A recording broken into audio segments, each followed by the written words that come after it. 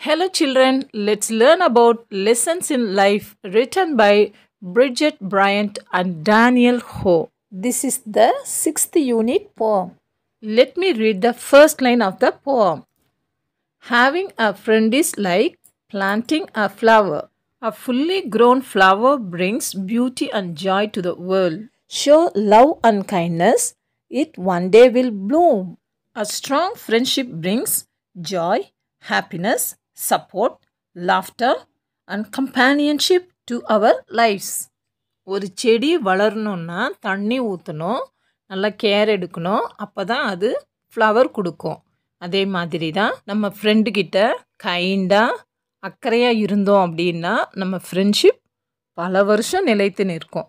Let's be aware as we walk on this planet. நாம் வாழும் இந்த பூமியில் நடக்கும்போது மிகவும் விழிப்புடன் இருக்க வேண்டும். We should be kind, respectful and compassionate.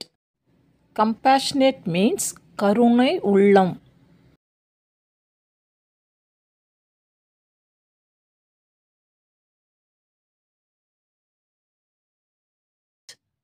Even the tiniest creature needs room. A tiny creature is a living thing that is very small, sometimes so small that it can only be seen with a microscope. Tiniest creature means மிகச்சிறிய உயிரினங்கள்.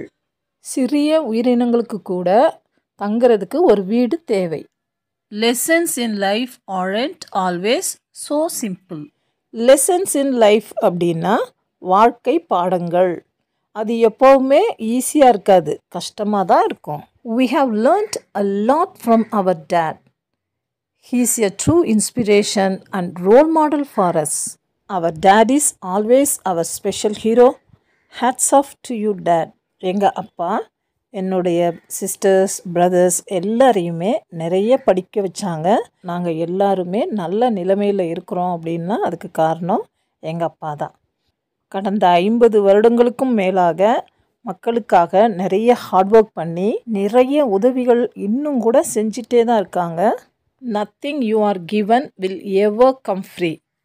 எதுவுமே நமக்கு ஃப்ரீயாக கிடைக்காது. Hard work பண்ணணும், விடாமுயற்சி இருக்கணும். அப்படி இருந்தால் தான் நமக்கு எல்லாமே கிடைக்கும்.